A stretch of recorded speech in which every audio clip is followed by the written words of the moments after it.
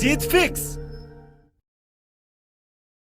क्या तुमने कभी सोचा है जब तुम आखिरी सांस ले रहे होंगे तब तुम्हारे आसपास कौन होगा? तुम्हारी फैमिली होगी, तुम्हारे कुछ खास दोस्त होंगे, रिश्तेदारों में भी क्लोज रिलेटिव्स ही रहेंगे, लेकिन एक इंसान और होगा।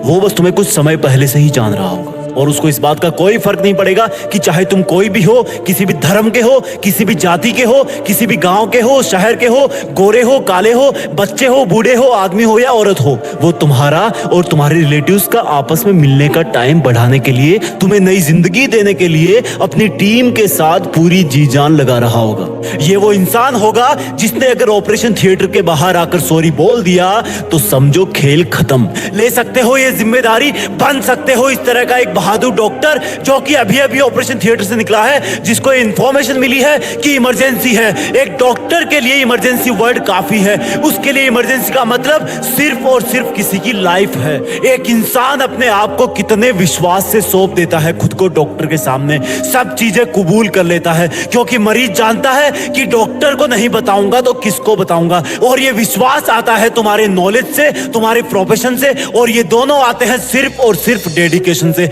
डेडिकेशन के लिए सैक्रिफाइस करना पड़ता है, पढ़ाई करना पड़ता है, सीखना पड़ता है। ये तुम्हारी एमबीबीएस के लिए एंट्रेंस एग्जाम तो एक छोटी सी परीक्षा है जो सिर्फ और सिर्फ तुमसे पढ़ाई मांग रही है। जब असल में तुम डॉक्टर बन जाओगे तब हो सकता है तुम्हारी फैमिली में किसी का बर्थडे केक पोस्टपोन करना पड़े, क्योंकि हो सकता है उस वक्त कोई इमरजेंसी आ जाए। उस सैक्रिफाइस के सामने आज के एग्जाम वाले सैक्रिफाइस बहुत छोटे हैं। अभी सिर्फ तुम्हें आलस छोड़ना है, बिना रुके मेहनत करनी है, क्योंकि डॉक्टर की चैलेंजिंग लाइफ में अगर एक बार सर्जरी रूम में घुस गए तो उसको पूरा करके ही बाहर निकलना है, अधूरा नहीं छोड़ना है। और अगर तुम नहीं कर सकते ऐसा तो प्लीज किसी और नौकरी की तैयारी कर लो, क्योंकि डॉक्टर का व्हाइट कोट बेदाग होता है। उसको पहनने का मतलब है कि सामने चाहे कोई भी हो, अगर उसको मेडिकल प्रॉब्लम है तो वो बिना कंडीशन उसकी हेल्प करेगा। ये जो गले में स्टेथोस्कोप होता है वो जिम्मेदारी की माला है। तुम्हारा काम, तुम्हारा प्रोफेशन डायरेक्टली लोगों की लाइफ से जुड़ा हुआ है। आईसीयू के बाहर जो रिलेटिव्स की भीड़ है वो इसी चीज का वेट कर रही होती है कि कब डॉक्टर बाहर आए और बोले कि चिंता मत कीजिए, मरीज खतरे के बाहर है और उसको होश आ गया है। कहां से आती है ये जिम्मेदारी, कहां से आता है लोगों में एक डॉक्टर के प्रति इतना विश्वास? सोचा है कभी? क्योंकि वो मेहनत करते हैं और वही मेहनत तुम्हें अभी करनी है। सोचो ये तुम्हारी नीट की एग्जाम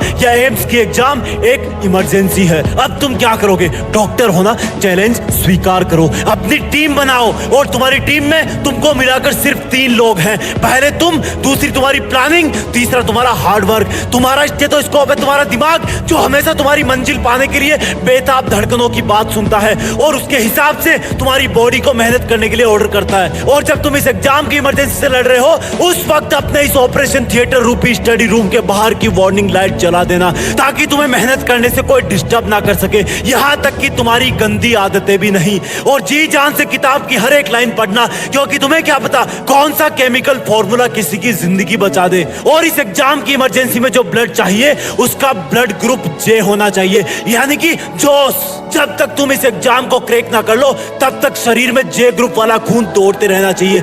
जब तक मिशन पूरा ना हो तब तक क्विट मत करना। तुम्हारी हर एक सेकंड पर एग्जाम के पेशेंट की हर एक सांस चल रही है। इस तरह से तुम डेली मेहनत करना, पढ़ाई को एक इमरजेंसी की तरह लेना। और सुनो, डॉक्टर बन रहे हो ना तुम, तो कभी भी चीजों में डिले मत करो, आलस को लात मारो। यकीन मानो मेरा, तुम्हारा ऑपरेशन सक्सेसफुल हो जाएगा। बड़े होकर एक नेक और काबिल डॉक्टर बनना, क्योंकि दुनिया में ऐसा ट्रस्ट बहुत कम जगह को देखने को मिलता है जैसा मरीज और डॉक्टर का होता है। मरीज बिना कोई सेकंड थॉट लाए वो सब करता है जो डॉक्टर कहता है। वही डॉक्टर अपनी मेहनत और लगन से, अपने ज्ञान से और सर्जिकल इंस्ट्रूमेंट से बहुत बड़े बड़े काम कर जाता है। ब्रेन सर्जरी कर देता है, ओपन हार्ट सर्जरी कर देता है, प्लास्टिक सर्जरी कर देता है, हार्ट का ट्रांसप्लांट कर देता है और भी ना जाने कितने ही कॉम्प्लिकेटेड ऑपरेशन कर देता है। कौन है वो इंसान जो ये सब एडवांस बायोटेक्नोलॉजिकल काम करता है? क्या ये सब काम करने वालों को अलग से पैदा होता है? वो हम जैसा ही पैदा होता है, लेकिन उसकी मेहनत और लगन उसको वो सब काम करने के काबिल बनाती है जिससे कई जिंदगियां बच जाती है। और उस मेहनत की स्टार्ट होती है उस स्टूडेंट से जो एमबीबीएस करने के लिए एंट्रेंस एग्जाम की